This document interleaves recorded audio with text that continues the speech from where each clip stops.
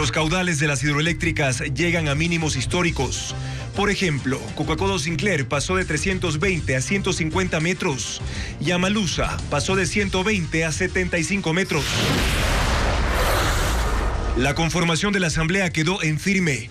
La Revolución Ciudadana obtiene 52 puestos, seguido de Construye con 28. Israel ofrece retomar con el gobierno de Daniel Noboa el plan de seguridad y equipamiento por unos $1.000 millones. 25 de 3.485 llamadas telefónicas al sistema de recompensas son analizadas por estar relacionadas con el asesinato de Fernando Villavicencio. Este viernes una feria de empleo ofertará 1.000 vacantes en Quito, mientras la Armada ofrece 150 plazas para técnicos. El gobierno de Israel dio luz verde a miles de soldados del ejército para la incursión terrestre en la Franja de Gaza. Jueves 19 de octubre de 2023. Bienvenidos, amigos, a Televistazo Estelar. La crisis eléctrica sigue en Ecuador. Comenzamos.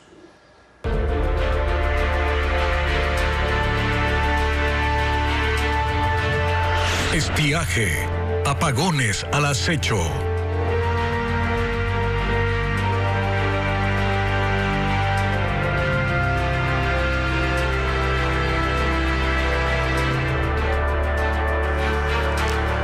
La falta de lluvias provocó que este mes se llegue a mínimos históricos en la captación de aguas en las hidroeléctricas. En los embalses están hasta 30 metros por debajo de su nivel óptimo. Más información con Diego Puente. En octubre del 2023 se rompieron los récords históricos de los caudales más bajos en los ríos que alimentan la generación hidroeléctrica. Las 10 centrales presentan registros inferiores en la captación de agua. Por ejemplo, el promedio histórico anual de Coca-Cola Sinclair, la central más grande del país, ubicada entre Napo y Sucumbíos, es de 320 metros cúbicos por segundo.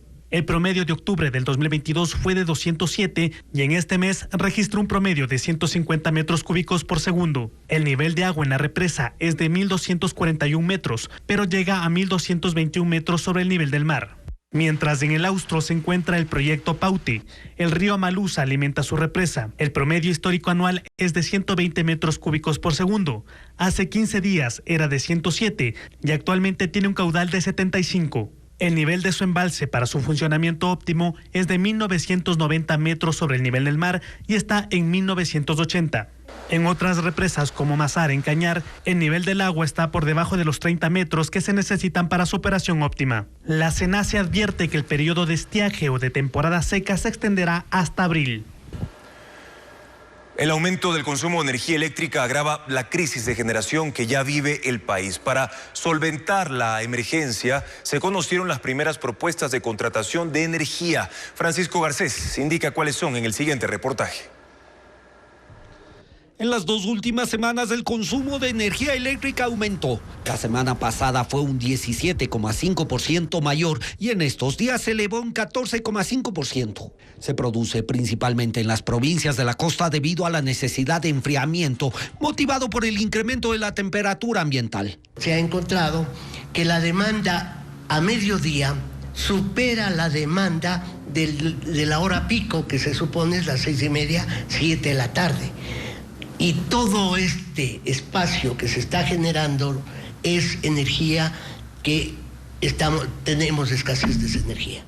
La situación del consumo se suma a la cada vez más reducida capacidad de generación eléctrica del país, que sigue dependiendo de energía que llega de Colombia, que este jueves se compró a 37 centavos por kilovatio, que significa que el Ecuador gasta casi $2 millones al día, aunque hay jornadas en que ese costo aumenta, como el domingo cuando se compró energía a 57 centavos por kilovatio. Por eso el sector eléctrico del Ecuador fue declarado en emergencia para permitir contratar al menos 300 megavatios de generación de forma urgente. Y con ese objetivo se invitó a 18 empresas internacionales para que presenten sus propuestas. De ellas, 7 respondieron al llamado. Son de Estados Unidos, Colombia y Turquía y ofrecieron costos que podrían sumar entre 10 y 12 centavos el kilovatio. Unas con generación en barcos y otras con soluciones de generación en tierra. Para el gobierno la contratación es urgente, pero no hay un mecanismo legal que permita hacerlo de forma inmediata. Es factible que si es que nosotros podemos solventar los temas jurídicos, qué sé yo, estamos a 19, en 10 días, sí, podríamos tener en noviembre ya disponibles los 300 megas. Uno de los problemas que enfrenta el gobierno es encontrar lugares en agua o en tierra que tengan licencia ambiental para poder instalar los generadores. El problema es que por una decisión de la Corte Constitucional, por el momento es imposible gestionar más licencias ambientales para nuevos proyectos. Tras la derrota de Luisa González, salen a la luz las pugnas internas de la Revolución Ciudadana. Pirina Correa, asambleísta electa y hermana del máximo líder de esa organización política, Rafael Correa, acusó a la presidenta del movimiento, Marcela Aguiñaga, de no consolidar una votación favorable para González en los últimos comicios. Aguiñaga renunció al cargo luego de eso. Luisa María Heredia con el informe.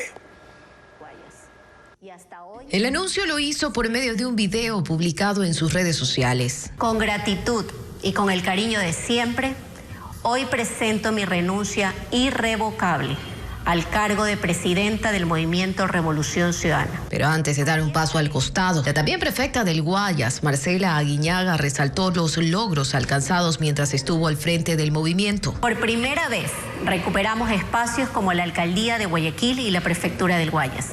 Ganamos 9 prefecturas, 50 alcaldías y más de 200 concejalías y, si no me equivoco, 500 juntas parroquiales. Lo que no se logró ganar es la presidencia de la República. El domingo pasado perdió Luisa González con el 48,17% de los votos, frente a Daniel Noboa, quien alcanzó el 51,83%, tal y como ocurrió hace 2 años, cuando Andrés Arauz obtuvo el 47,64% y Guillermo Lasso el 52,36%. En ambas campañas, la principal imagen fue la del máximo líder de la organización política, el expresidente Rafael Correa. Sin embargo, al momento de repartir culpas, Pirina Correa, legisladora electa, acusó a la directiva nacional de no lograr consolidar una votación favorable para González. Es decir, culpó a Marcela Aguiñaga. Provincias en las que tenemos, por ejemplo, Manabí, hay prefectos, tenemos, si no recuerdo mal, 8 o 9 alcaldes. Sin embargo, se bajó como 5 puntos. Incluso recomendó que quienes aspiren a un cargo no sean parte de la directiva del movimiento, lo que también dejaría fuera a Pavel Muñoz, alcalde de Quito, y a Paola Pavón, prefecta de Pichincha, otras 2 figuras del correísmo. Aguiñaga le respondió con este posteo. El buró político del movimiento solo ha publicado un comunicado para agradecerle a Marcela Aguiñaga por su gestión y no ha anunciado su reemplazo. La próxima semana iniciará la entrega de credenciales de asambleístas provinciales, según lo informó la presidenta del Consejo Nacional Electoral. Fabiola Santana actualiza cómo quedaría conformado el legislativo. La conformación de la Asamblea Nacional quedó en firme. Según los datos preliminares del Consejo Nacional Electoral, queda de la siguiente manera.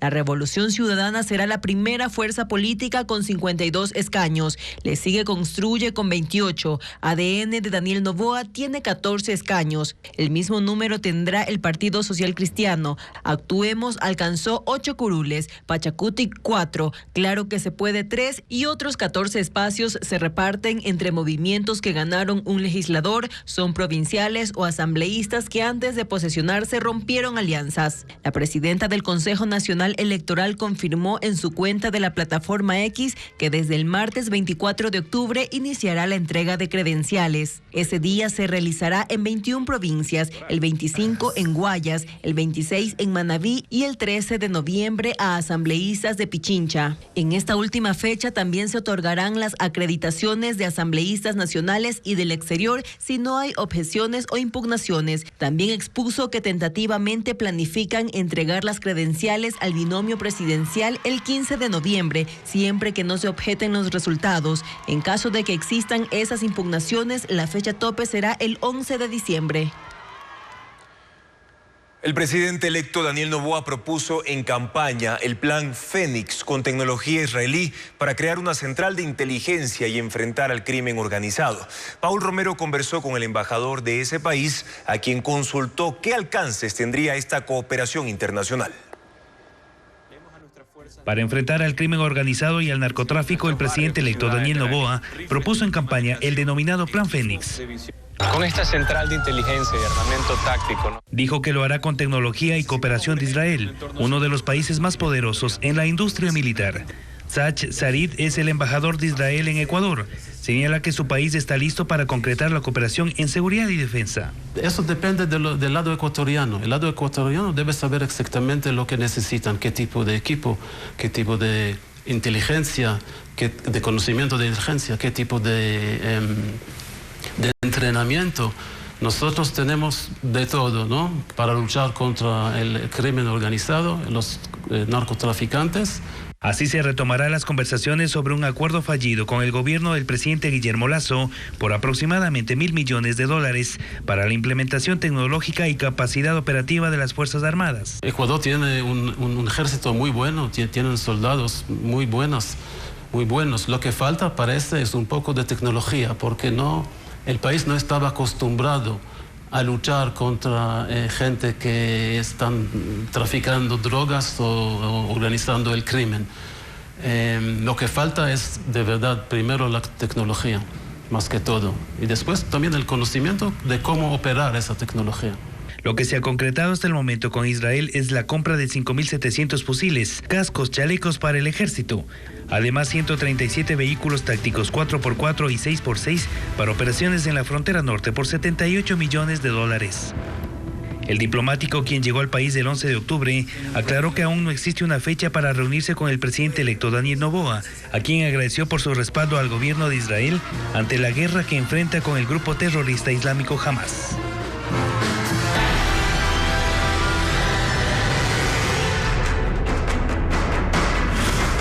Gaza, crisis humanitaria. El gobierno de Israel dio luz verde al ejército para la incursión terrestre en la Franja de Gaza. La decisión depende ahora de Fuerzas Armadas. Miles de soldados están listos en la frontera. Autoridades militares advierten que será una batalla dura. Rodeado de soldados, el primer ministro israelí Benjamín Netanyahu dijo este jueves que ganarán la guerra contra Hamas. Visitó uno de los campamentos militares que se alistan para la inminente incursión terrestre en la Franja de Gaza, donde su objetivo es desmantelar completamente al grupo extremista palestino. Hay decenas de miles de soldados han sido desplegados y muchos más siguen llegando. El gobierno israelí dio luz verde para el ataque y es solo cuestión de tiempo para que inicie la invasión. Pero el ministro de Defensa advirtió a su ejército que será una campaña dura. Será una batalla larga y difícil, pero seremos precisos, agudos y mortales, dijo. Aunque el ataque terrestre fue anunciado desde hace días, la medida ha demorado. En primera instancia por las repercusiones políticas que tendría, con todos los estados árabes fijando posición contra Israel y amenazando con intervenir en defensa de los palestinos. También está la situación humanitaria en Gaza, con 1.100.000 personas huyendo hacia el sur y la comunidad internacional pidiendo que se respete a los civiles. Y finalmente, por lo complejo que sería el combate para las fuerzas israelíes, en un terreno desconocido y con una extensa red de túneles subterráneos construidos por Hamas para defenderse de una invasión israelí. Pero mientras la línea de ataque se posiciona en la frontera con Gaza, una fuerte defensa se prepara en la frontera norte con Líbano. Cientos de tanques y sistemas antimisiles israelíes están apostados en la zona, previendo un ataque del grupo extremista Hezbollah, que ha prometido responder ferozmente si Israel invade Gaza. En Estados Unidos, una protesta dentro y fuera del Capitolio se registró este miércoles exigiendo el alto al fuego en Gaza y el fin de los ataques de Israel. La protesta fue convocada por la organización de progresista If Not Now, integrada por judíos estadounidenses movilizados en contra de la ocupación israelí de Cisjordania y la Franja de Gaza. Parte de esa protesta ocurrió en un lugar donde algunos legisladores tienen sus oficinas, por lo que 300 manifestantes fueron detenidos. La crisis que vive Israel y el Medio Oriente por el conflicto de Gaza hasta el momento no afecta a los intereses comerciales de Ecuador. Lenin Artieda informa que el Medio Oriente es el sexto destino de las exportaciones del país. El conflicto armado que se desarrolla en Gaza hasta el momento no impacta los intereses comerciales del Ecuador en Israel y en la región. Sin embargo, hay que anotar que Israel no es uno de los destinos preferentes de las exportaciones ecuatorianas, por el contrario, es un mercado marginal. Israel es el destino número 57 de nuestras exportaciones. En realidad, en el 2022 apenas exportamos 10 millones de dólares. De lo que exportamos hay un poco de palmito, de conserva de atún, conserva de frutas, de hortalizas, cereales. Pero eso de la marginalidad de un mercado por montos exportados en realidad es relativo. Cada dólar vale en exportación y dependiendo del tamaño de la empresa puede ser su mercado único inclusive. Pero por el momento no hemos tenido afectación. Ahora, si ampliamos la mirada a la región del Medio Oriente, que incluye países como Líbano, Egipto, fronterizos a la zona en conflicto, estamos hablando ya del sexto destino de las exportaciones ecuatorianas, de un mercado de 661 millones de dólares, que ha tenido en el último año un crecimiento del 71%. Pero allí tampoco hay novedades hasta el momento, sin embargo la incertidumbre se mide día a día. Habrá que estar pendientes sobre si hay o no hay una cancelación o se abre o no una oportunidad. Pero esto es del día a día y la mejor forma de prevenir esto es el contacto permanente con tus clientes. En mayo del 2022, Ecuador firmó un memorándum de entendimiento para impulsar un acuerdo de libre comercio con Israel. Sin embargo, la iniciativa se diluyó al priorizar el régimen las negociaciones con otros países como China, Costa Rica, Corea del Sur o Canadá. Mañana se llevará a cabo una de las ferias más grandes de empleo en la capital. Al menos 50 empresas ofertarán sus vacantes. Carla Delgado indica que ya hay más de 2.000 personas inscritas. Reactívate es la feria que busca llenar 1.000 plazas de empleo en Quito. La Corporación de Promoción Económica con Quito organiza esta exposición laboral por cuarta ocasión. Entre los ofertantes hay empresas de tecnología, alimenticias, cooperativas de ahorro y crédito, farmacéuticas, multinacionales, entre otras. El requisito principal es ser mayor de edad. Van a existir vacantes como para personas con discapacidad, para adultos mayores, para jóvenes, para todo tipo de personas, mujeres, etc. Entre los perfiles que buscan están profesionales en contabilidad, personas para el área de limpieza, sistemas, ventas, atención al cliente, polifuncionales y otros. Una vez que se presenta el perfil, cada una de las empresas van a realizar su proceso de gestión de vacantes. Quienes estén interesados deben inscribirse ingresando al link www.conquito.org.es y registrar su asistencia a la feria. Colocar el nombre, el número de cédula y el correo electrónico para solicitar el turno. Hasta el momento 2.000 personas ya se han registrado. Sin embargo, también podrán acceder quienes no hicieron este proceso. La feria se desarrollará en la plataforma gubernamental del norte de Quito. Los interesados deben llevar su cédula y sus currículums. Todos los ofertantes contratarán personas con los beneficios de ley. Hasta ahora Quito es la ciudad con mayor tasa de desempleo, 7.8%. La Armada del Ecuador abrió una convocatoria para bachilleres técnicos en 3 especialidades. Hasta el miércoles de la próxima semana podrán aplicar aquellos jóvenes que cuenten con la nota de postulación de la Secretaría de Educación Superior. Informa Luis Alfredo Zúñiga. Es un proceso de reclutamiento exclusivo para bachilleres técnicos. Lo abrió la Armada del Ecuador para quienes quieran formar parte de la Escuela de Grumetes Contramaestre Juan Suárez, en Salinas, provincia de Santa Elena. Buscan a jóvenes con especialidades en 3 áreas. Que tengan conocimientos secundarios en el área de mecánica, electrónica y electricidad. La postulación la podrán hacer hasta el 25 de octubre en la página web www.reclutamiento.armada.mil.es. Y los requisitos son tener de 18 a 22 años, una estatura mínima de 1,65 m, contar con el título de bachiller y el certificado de la nota de postulación del segundo periodo 2023 de la CENESID. Quienes ingresen recibirán una formación de 2 años. Una vez finalizados los 2 años, ellos obtienen su grado militar de marineros y asimismo un título académico que serían técnicos en ciencias navales. Esto es avalado por el CENESID. Hasta ahora ya son más de 400 los inscritos y solo 220 ingresarán a la Escuela de Grumetes. Esperan graduar al menos a 150 jóvenes. Ellos cumplirían funciones operativas dentro de las unidades de guerra, dentro de las unidades guardacostas, asimismo de los submarinos, de la aviación naval. Una vez inscritos, los postulantes deberán presentar una carpeta de admisión hasta el 27 de octubre. Este jueves de a poco ya están dejando sus documentos en la base naval norte de Guayaquil. Luego de eso el proceso continúa con pruebas psicológicas, académicas, físicas y de confianza. Finalmente en diciembre se conocerá a los bachilleres escogidos. La Secretaría de Educación Superior oferta más de 1.700 carreras universitarias técnicas o tecnológicas para la segunda etapa de postulación que se llevará a cabo este fin de semana. Diego Cuenca informa que en 4 ciudades se organizan ferias para ofrecer los planes de estudios. Los bachilleres que no lograron inscribirse en una carrera de universidades públicas tendrán la oportunidad de intentarlo este sábado 21 y domingo 22 de octubre en la página registrounicoedusub.gov.es. Se trata de la segunda etapa de postulación con 19.000 cupos disponibles en 55 institutos superiores tecnológicos y en 5 universidades y escuelas politécnicas.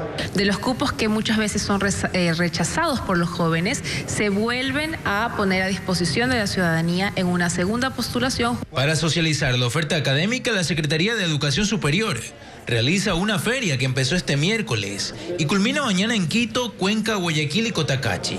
En el edificio de la Cenecit, en el norte de la capital, una decena de stands exponen las más de 1.700 opciones que están disponibles a escala nacional. Tamia, que no logró un cupo en el periodo anterior, llegó en busca de otros planes de estudios que le podrían interesar. Yo postulé para una carrera de medicina, pero mi puntaje no fue de 900, entonces fue complicado que me den un cupo en la primera postulación. Y vine, para seguir intentando otra vez. En la sede de la Cenecit en Cuenca, llegaron jóvenes que ya tienen título de tercer nivel, pero buscan estudiar otras carreras técnicas. Busco una tecnología en desarrollo de software, busco una tecnología en Big Data y ciberseguridad, tecnologías que son más contemporáneas. En Guayaquil la feria se iba a realizar en los exteriores del edificio del gobierno zonal, en el norte de la urbe, pero de último momento se trasladó hasta el tercer piso. Y como consecuencia no asistieron estudiantes para informarse sobre 12 carreras relacionadas con tecnología electrónica y mecánica automotriz. El gobierno de Estados Unidos aún no publica las condiciones que deberán cumplir los ecuatorianos que deseen acogerse al proceso de permiso humanitario de reunificación familiar. Sin embargo, se detallaron ya algunos requisitos, como informa Fabiola Santana. El Departamento de Seguridad Nacional de los Estados Unidos delimita los criterios para conceder el permiso de reunificación familiar. Por ahora ha adelantado que serán considerados los familiares inmediatos de ecuatorianos que tienen la ciudadanía estadounidense o residentes permanentes legales. Los familiares beneficiados deben estar fuera de los Estados Unidos, pasar por la investigación de antecedentes y requerimientos médicos y no haber recibido una visa de inmigrante, que es la que se entrega a la persona que desea vivir permanentemente en los Estados Unidos. También deberán demostrar razones humanitarias urgentes o un beneficio público significativo para la entrega del permiso. Según información oficial, se podrían incluir a determinados hijos y hermanos de los ciudadanos estadounidenses y cónyuges e hijos de residentes permanentes legales. El gobierno de los Estados Unidos proporcionará más detalles de este beneficio. Se estima que en ese país viven 1.087.000 ecuatorianos. Hay expectativa por la apertura de la frontera entre Egipto y el sur de la Franja de Gaza para el ingreso de ayuda humanitaria. Los camiones del convoy de Naciones Unidas y los aportes de varios países deberían comenzar a pasar a primera hora del viernes. El reporte con Pedro Jiménez.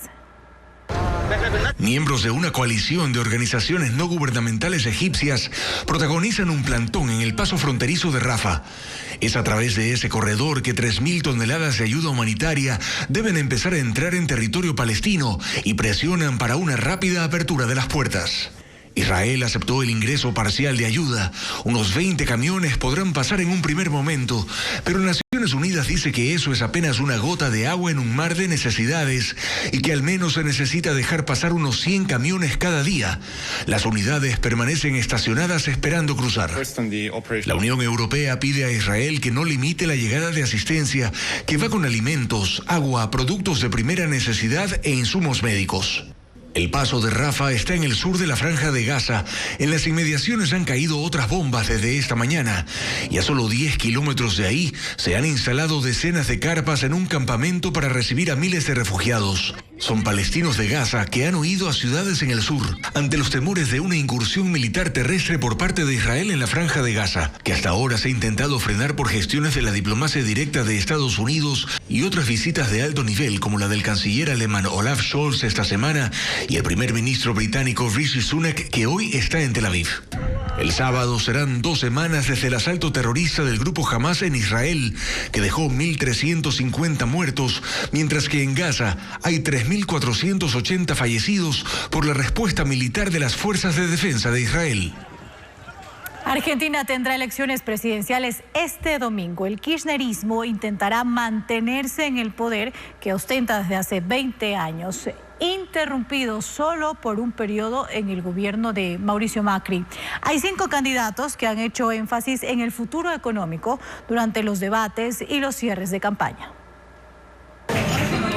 35.800.000 argentinos están llamados a las urnas para elegir un gobierno que enfrente la necesidad de estabilizar la economía, procurar el equilibrio fiscal, combatir la inflación e impulsar la generación de empleo. En medio de una crisis que, según expertos, se traduce en pobreza y vulnerabilidad económica continua. En Argentina hay 45 millones de habitantes, unos 18 millones viven en pobreza. Y es ahí donde entran en juego los 5 candidatos presidenciales. El ministro de Economía del gobierno de Alberto Fernández, Sergio Massa, abogado de 51 años, va por el oficialismo. Participó en las presidenciales de 2015 cuando quedó en tercer lugar.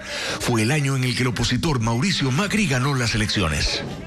Y ahora es Javier Milei, economista y diputado, que con su estilo excéntrico y sus propuestas de dolarización de la economía y recortes en el tamaño del Estado, se presenta como uno de los favoritos para la primera vuelta. Fue el más votado en las elecciones primarias y, según los sondeos, estará en la definición en un balotaje en noviembre.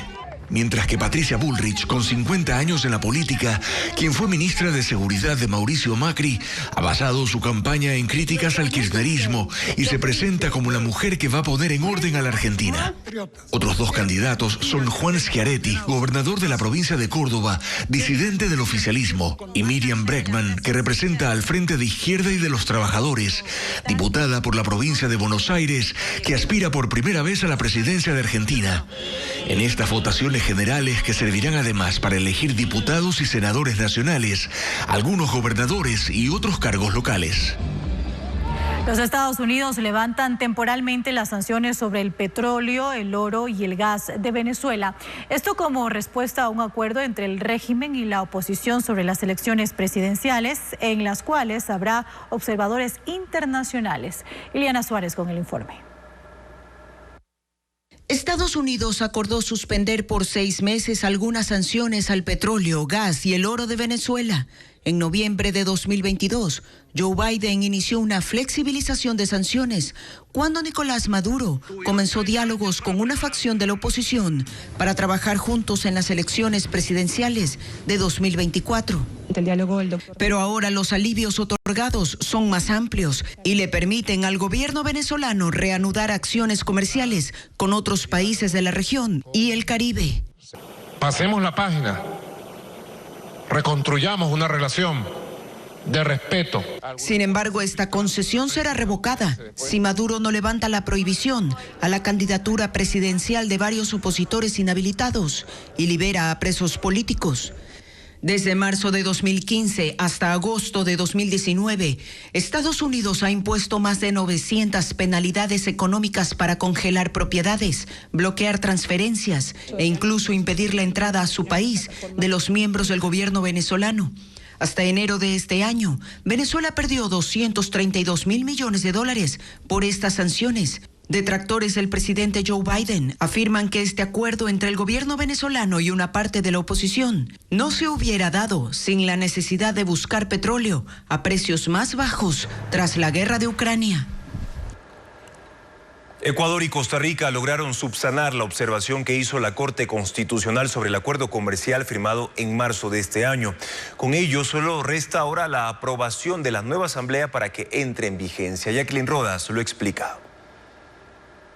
Se destraba el acuerdo comercial entre Ecuador y Costa Rica. Su trámite estuvo en pausa desde julio pasado, cuando la Corte Constitucional aprobó los 26 capítulos del documento, pero dispuso cambiar un punto relacionado con la solución de controversias entre inversionistas y el Estado por la vía arbitral. Las delegaciones de los dos países volvieron a reunirse y realizaron los cambios. Así lo anunció el ministro de la Producción. El ministerio, el equipo de gobierno ya ha subsanado esas observaciones en común acuerdo con Costa Rica y el texto ha sido ya enviado el día de hoy nuevamente a la Corte para que sea validado el cumplimiento de ese dictamen. Resuelto ese punto, resta la aprobación de la próxima asamblea para que el acuerdo comercial entre en vigencia. Está en juego la duplicación de exportaciones a Costa Rica, que pasaría de 35 a 70 millones de dólares. De ese monto, el 75% corresponde a sectores no tradicionales, como manufacturas de cuero,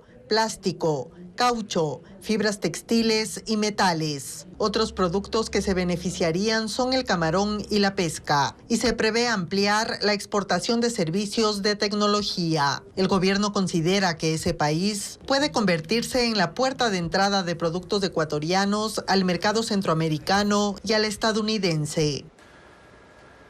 190 alcaldes se reunirán este viernes en la Asamblea General de la Asociación de Municipalidades del Ecuador. 2.000 policías y militares resguardarán ese encuentro considerado como de alto riesgo. William John con más detalles del operativo que se prepara. El evento se desarrollará en el Colegio Franciscano del Cantón Salitre, en Guayas. Reunirá a 190 de los 221 alcaldes. A escala nacional, 15 alcaldes tienen custodia policial las 24 horas y 30 más hicieron el requerimiento a la policía. Por eso las autoridades califican este encuentro como de alto riesgo y dispusieron que 2.000 policías y militares sean parte del operativo de seguridad. Así lo definieron en la sesión del COE provincial. A este cantón, de unos 60.000 habitantes, llegarán camiones con equipos élite de las Fuerzas Armadas y unidades tácticas de la policía. Serán al menos 4 filtros de seguridad alrededor de esta localidad y uno más a varias cuadras del colegio, que será sede de la Asamblea General de la AME. El operativo incluirá controles en las vías de acceso para monitorear los vehículos que ingresarán y saldrán de Salitre este viernes. Desde esta tarde ingresaron al Colegio Franciscano camionetas con vallas para distribuir los cercos del área restringida. Además de los 2.000 militares y policías que estarán en Salitre, varios alcaldes llegarán con seguridad personal, pero no se confirmó cuántos ni de qué ciudades. La venta de vehículos nuevos en Ecuador se desaceleró, mientras que la compra de autos eléctricos se duplicó en 2023. Adriana Bermeo explica las razones. En septiembre, la venta de vehículos nuevos registró una caída del 25% con relación al mismo mes del 2022, según datos de la Cámara de la Industria Automotriz Ecuatoriana. El porcentaje representa 2.679 autos menos.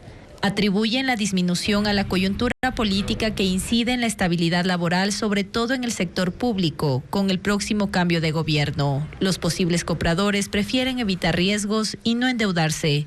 Sin embargo, el sector automotriz no considera que esta caída sea trascendente, tomando en cuenta que de enero a septiembre se compraron 103.011 vehículos, mientras que en el mismo periodo del 2022 fueron 99.239.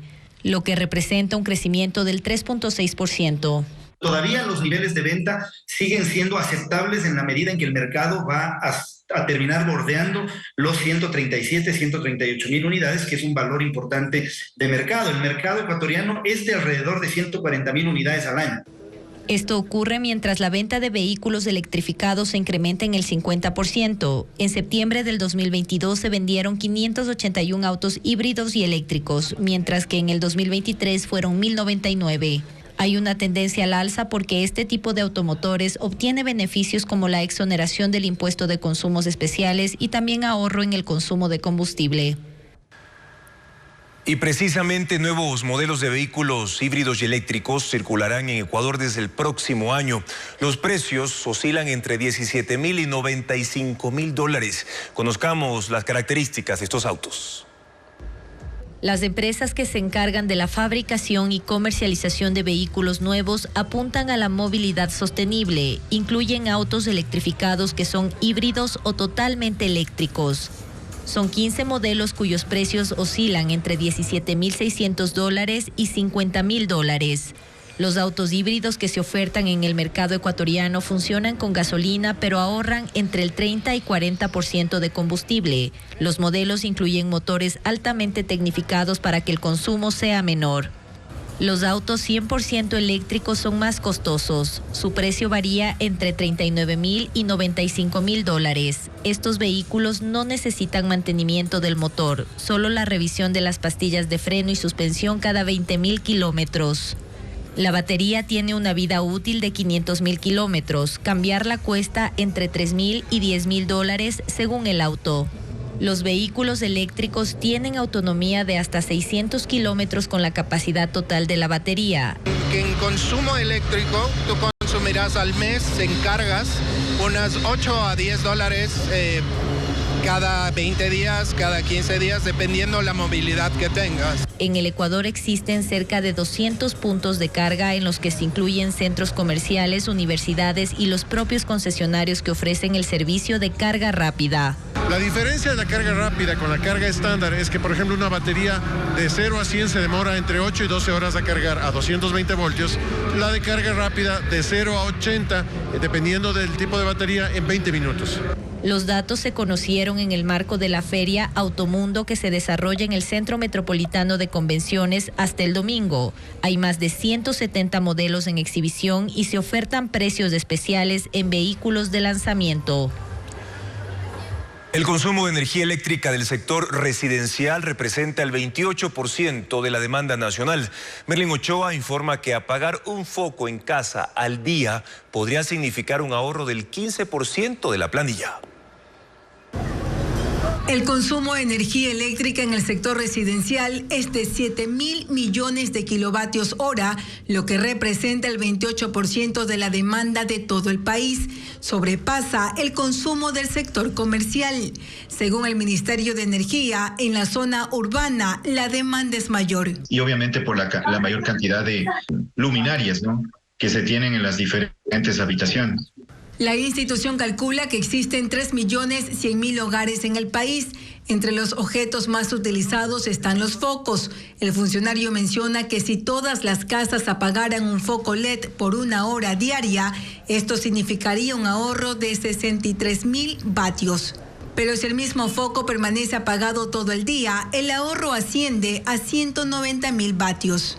Y aunque no hay una cifra, se calcula que un gran porcentaje de la población usa focos incandescentes que consumen el doble. Nosotros estamos considerando una sola luminaria. Si esto lo multiplicamos por todas las luminarias que tenemos en nuestra vivienda, puede ser representativo. El académico Iván Endara indica que apagar un foco al día podría significar una reducción del 15% del valor total de la planilla de consumo eléctrico. Dependerá del tiempo de consumo que yo estoy ahorrando. Pero si yo digo, bueno, de ahora en adelante voy a apagar el foco de mi patio, que yo lo dejo prendido toda la noche, entonces ese foco sí me va a significar un ahorro bastante importante.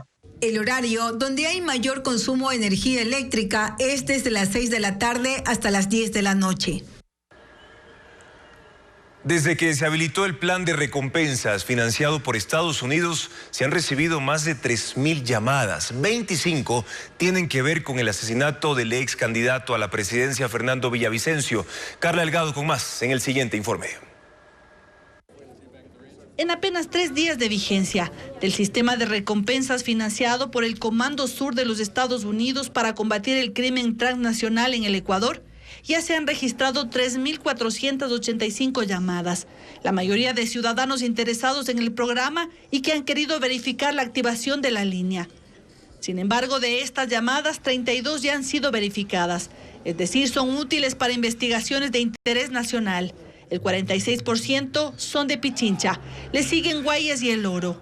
Nos han dado información de un caso de relevancia que conoce el país, el crimen de Fernando Villavicencio, y los otros casos están relacionados con temas de sustancias sujetas a fiscalización, es decir, narcotráfico y también de lavado de activos. De estas llamadas a la línea gratuita 131, 25 son por el caso del asesinato del ex candidato a la presidencia Fernando Villavicencio. Eso, de acuerdo a los casos, pasa ya a la investigación y sobre todo a una información que tiene que ya pasar a otro canal que ya va a la institución que efectivamente o a la unidad que está investigando el caso.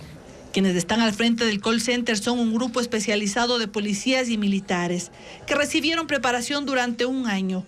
La ubicación del centro operativo es reservada, así como el monto que se entregará por cada caso. Sin embargo, ya existe un antecedente, el caso Villavicencio, por el que los Estados Unidos ofrece $6 millones. Algo que es importante también es que aquí a la persona o a la fuente se le califica. Las fuentes son anónimas y se manejan con un código que garantiza su confidencialidad, por lo que no entran en el proceso judicial. El call center opera de forma ininterrumpida. El Ministerio de Defensa compró 2 aviones para el transporte de tropas y exploración aeromarítima. Es parte del plan de adquisiciones que el gobierno aprobó para recuperar la capacidad operativa militar, informa Paul Romero. El contrato para la adquisición de los 2 aviones caza para las Fuerzas Armadas fue firmado por el ministro de Defensa Luis Lara con la empresa Airbus de España, según informó el presidente Guillermo Lasso. Las aeronaves con capacidad de carga de 10 toneladas para transportar 71 personas son parte del plan de recuperación de la capacidad operativa militar que aprobó el gobierno con una inversión superior a los $1.000 millones durante 5 años. Un avión será para la Brigada de Aviación del Ejército para el transporte de tropas, de pasajeros, carga, evacuación aeromédica, ayuda humanitaria y lanzamiento de paracaidistas. El otro avión caza será para la Fuerza Naval y llegará equipado con tecnología para operaciones de inteligencia, vigilancia y reconocimiento aeromarítimo. Las aeronaves, por sus características, están diseñadas para aterrizar y decolar en pistas no preparadas y cortas. La inversión del Estado en estos 2 aviones, que incluye repuestos y mantenimiento para la flota de 7 aeronaves caza de las Fuerzas Armadas y más la certificación internacional a la industria aérea de la FAE, es de aproximadamente $200 millones. Al menos $400 millones necesitan los municipios para enfrentar los efectos del fenómeno del Niño, según la Asociación de Municipalidades del Ecuador, la AME. Ya comenzaron las gestiones para acudir a organismos internacionales por más recursos, como informa William Young. Según los representantes de la Asociación de Municipalidades del Ecuador, la situación es crítica y hay cantones en los que su presupuesto general no supera $1 millón. Y con eso no alcanza ni para pagar sueldos, peor para enfrentar posibles emergencias por el fenómeno del Niño, según Patricio Maldonado, alcalde de Nabón y presidente de este gremio. Nosotros como municipios no tenemos recursos para atender ni siquiera las competencias que por ley están establecidas. Agua potable, alcantarillado, saneamiento en general. Por eso calculan que necesitarán al menos $400 millones para no colapsar. Y eso ya se lo plantearon al gobierno saliente. ¿Cómo lo obtendrían? Serían $200 millones por la venta de bonos. Otros 50 millones derivados del presupuesto general del Estado y 150 millones más de organismos multilaterales. Y eso no es todo. Tampoco tienen maquinaria ni personal para atender emergencias. Tiene el gobierno central alrededor de 160 máquinas tipo excavadoras de oruga que serviría tanto a nuestros municipios que de por sí ya tenemos limitaciones para poder atender. ¿Cuál es la contraparte de los municipios? Eso dependerá de cada cantón, pero en el caso de Salitre, el más bajo en la cuenca del río Guayas y considerado de alto riesgo, no tiene presupuesto en caja para estos casos. Su alcalde mencionó que solo lograron conseguir dotaciones de alimentos. Para emergencia no podemos nosotros separar recursos. Y lo que nosotros en estos momentos tenemos alrededor de 1.805 kits de alimentos preparándonos para este fenómeno que a la final pues no pueda llegar. Otro planteamiento hacia el gobierno es que se acorten los tiempos para contratación de obras y compra de equipos. Hoy empezaron las pruebas psicológicas a los 191 concursantes que buscan ocupar las 7 vacantes de jueces de la Corte Nacional. Esta evaluación puede dejar fuera incluso a quienes tengan las más altas calificaciones en méritos y oposición, informa Jacqueline Rodas. 191 postulantes siguen en concurso para ocupar una de las 7 vacantes de jueces de la Corte Nacional. Hoy empezó la prueba psicológica, que consiste en responder preguntas en un computador y luego una entrevista individual con un psicólogo. Incluso los que hasta el momento alcanzan los mayores puntajes podrían quedar fuera si no pasan esta evaluación. ¿Cómo evitar subjetividades dado que va a ser una entrevista, no es un tema de puntaje? Mediante la metodología. La situación es un aspecto metodológico que fue desarrollado por profesionales. Quienes pasen luego enfrentarán la prueba de confianza. No incluirá el polígrafo. Sobre las críticas de concursantes descalificados que denunciaron irregularidades en el proceso, el director del Consejo de la Judicatura dice que fue culpa de los postulantes por no cumplir las normas. Según el calendario, se conocerá a los ganadores en febrero. La presidenta de la Corte Provincial del Guayas dispuso prisión preventiva para el ex juez de Yaguachi, John Rodríguez, por presunto prevaricato. El ex magistrado fue quien restituyó los derechos políticos a Jorge Glass. Luis Alfredo Zúñiga con lo último de este caso. Acoger el pedido. La audiencia se desarrolló vía telemática la mañana de este jueves y la presidió Fabiola Gallardo, titular de la Corte Provincial del Guayas. Ahí dispuso la prisión preventiva para el destituido juez de la Unidad Multicompetente de Yaguachi, John Rodríguez, por el presunto delito de prevaricato. Y dictar prisión preventiva en contra de John Eric Rodríguez Mindiola.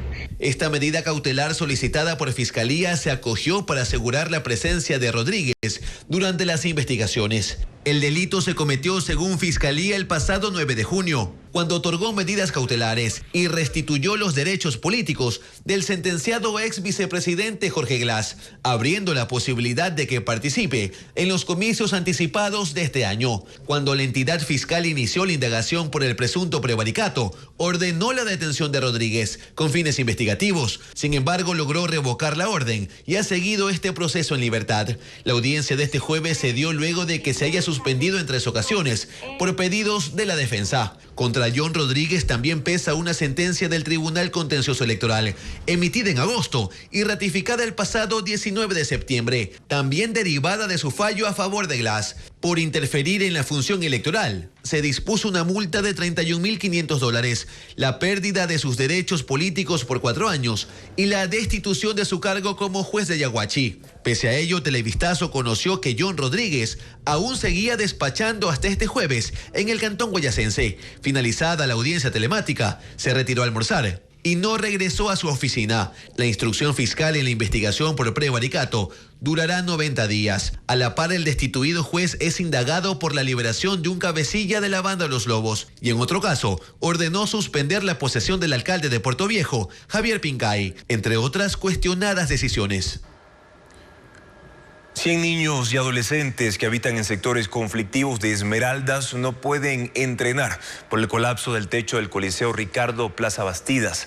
Elena Velasco explica la importancia de ese centro deportivo en medio de la violencia e inseguridad que vive la provincia. La madrugada de este jueves se desplomó parte del techado del Coliseo Ricardo Plaza Bastidas, ubicado en el sector El Arenal, centro norte de Esmeraldas. El 35% del techo de Eternit y zinc se vino abajo, junto con la estructura metálica que quedó colgando a causa de la falta de mantenimiento y la lluvia que cayó sobre la ciudad. Suerte que se cayó de madrugada, antes a las 3 de la mañana. En el sitio, 100 niños y adolescentes recibían clases de lucha olímpica de forma gratuita durante 6 días a la semana, en la mañana y la tarde. Ellos habitan en los 24 barrios localizados en la ribera del río Esmeraldas, zonas que han sido tomadas por las bandas delictivas. Los menores veían esta práctica como un escape a la violencia de esos sectores. Aquí ya les dieron la orden que fuéramos a entrenar en el complejo San Rafael, pero le repito, a nivel de sociedad como estamos no hay recursos económicos para eso, tenemos dañados los buses. Según los entrenadores, el coliseo administrado por la Federación Deportiva de Esmeraldas no ha recibido mantenimiento desde hace 27 años. Por ahora, 10 trabajadores de la federación se encuentran en el lugar realizando el levantamiento de escombros. En Durán se realizaron exámenes gratuitos para la detección de cáncer de mama, mientras que en la SPOL, Solca organizó una charla preventiva en el marco del Día Mundial de la Lucha contra esta enfermedad. Vanessa Robles reporta que el año pasado 748 mujeres en Ecuador fallecieron por este tipo de cáncer. Elizabeth fue una de las 300 mujeres de Durán que este jueves aprendió a realizarse una exploración mamaria. Con las manos en la cintura, inclinada hacia adelante, primero debe visualizar que los dos senos tengan un tamaño similar y que no hayan orificios, rugosidad o secreciones. Luego debe incorporarse, colocar una mano detrás del cuello y con la otra tiene que tocarse a nivel de la axila para detectar la presencia de algún bulto y continuar con movimientos circulares hasta llegar a la mama, finalizando en el pezón. Autoexamen que es la mejor herramienta de prevención contra el cáncer de mama. Lo que pasa es que ando con un poquito de malestar al seno, me duele, ¿verdad? Entonces, como tengo tiempo que no me he hecho atender, entonces ocurrí aquí. La Universidad Bolivariana, con sede en Durán y en convenio con otras instituciones, realizaron charlas, exámenes gratuitos y foros para prevenir el cáncer de mama, razón por la que 748 mujeres murieron el año pasado en Ecuador. Es la primera causa de muerte por cáncer en mujeres. La idea es que las mujeres nos realicemos todos los años una autoexploración mamaria para determinar o detectar si existe o no algún cambio a nivel de los senos. 1 de cada 100 hombres son diagnosticados al año de cáncer de mama. En el caso de las mujeres, 1 de cada 8 mujeres se diagnostican anualmente con cáncer de mama. Otra de las actividades se dio en la SPOL. Allí Solca realizó una conferencia para concientizar sobre este mal que suele aparecer entre los 30 y 60 años. Según el Instituto del Seno en Ecuador, entre los factores de riesgo constan no amamantar, que el primer parto sea después de los 35, el uso de anticonceptivos combinados, la obesidad y el consumo de alcohol y tabaco. 180 técnicos voluntarios se inscribieron para ser evaluadores de daños estructurales provocados por el fenómeno del Niño en el país. La convocatoria fue hecha por el Ministerio de Vivienda, que espera reclutar a 500 personas, como lo reporta Bessie Granja.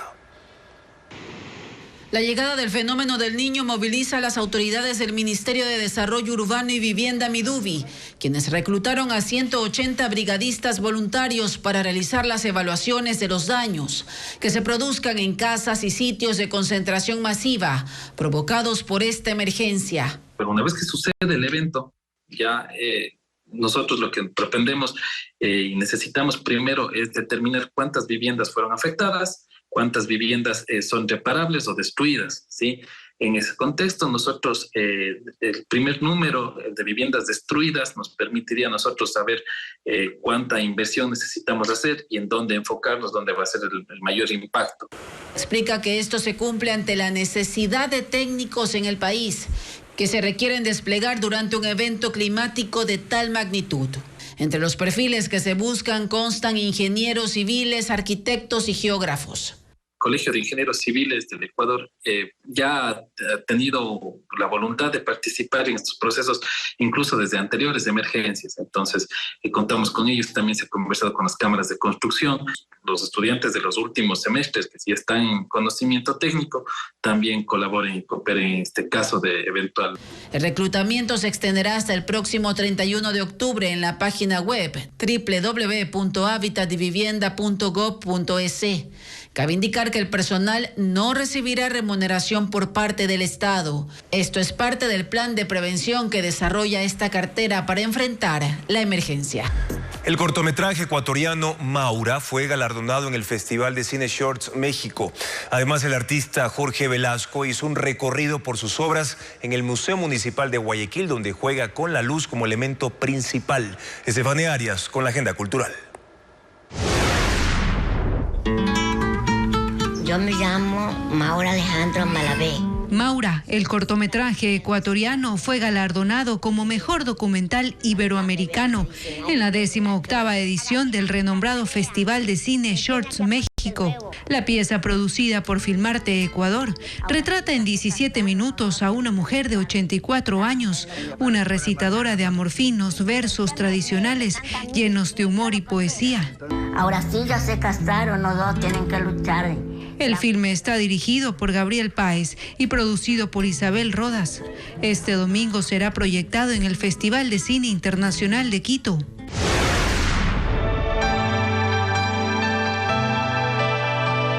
Es un mundo de luz y oscuridad. Son las obras de Jorge Velasco, denominadas Tenebrae Lucis, expuestas en el Museo Municipal de Guayaquil. Durante un recorrido, el artista explicó que utilizó como elemento principal la luz y otros materiales convencionales para crear 3 instalaciones y 2 dibujos. La muestra estará abierta hasta este sábado 21 de octubre. La entrada es gratuita.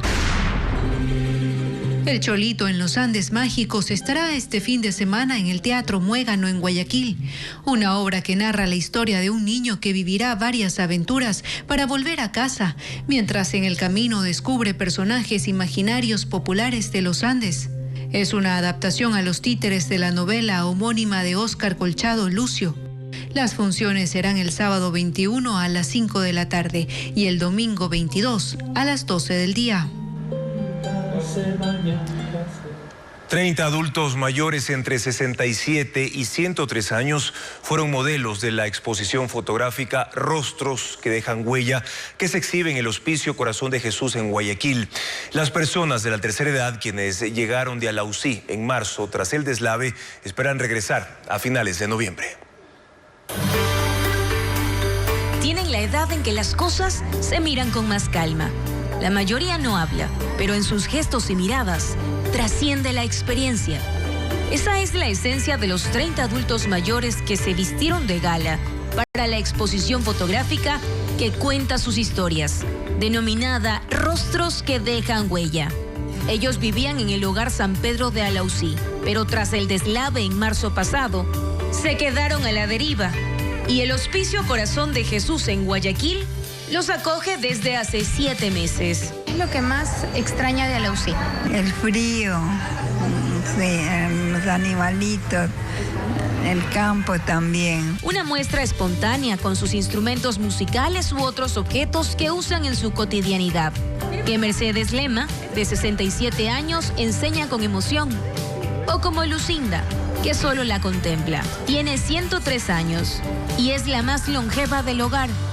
Ella también posó para el ente de su coterráneo Jairo Rosales. 3 del grupo ya fallecieron, pero sus imágenes también forman parte de la muestra. Muy bonito ver que ellos no necesitaron ni decirles mucho, posen, no pónganse, simplemente se sentaron y se dejaron llevar por las cámaras. La destreza de don Juan Carlos con la flauta también fue parte del programa. Y la de Angelita, que con 90 años domina la lectura y la poesía. ¿Qué importa cuántos años tengo? Yo no quiero pensar en ello. Se espera que los adultos mayores regresen a Alausí a finales de noviembre. Mientras tanto, ellos son el comité de bienvenida para quienes quieran visitarlos. Esta exposición estará abierta al público durante una semana, de manera gratuita. En Myanmar, país del sudeste asiático, se lleva a cabo el Festival de las Pagodas, una celebración tradicional con barcos coloridos que dura 17 días y que había sido suspendido por 3 años debido a la pandemia.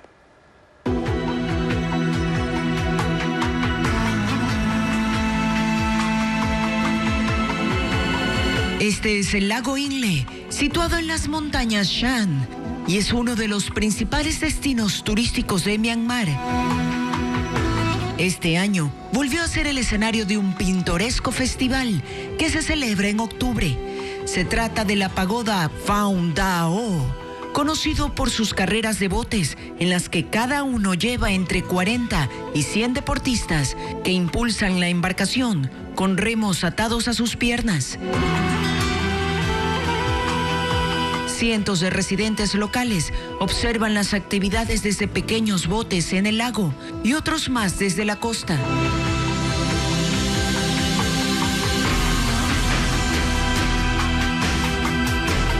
También hay una procesión con imágenes de Buda que son colocadas en la barcaza real Karawake, la cual se detiene en 14 pueblos alrededor del lago para que las estatuas visiten los monasterios locales por una noche. Esta celebración dura 17 días.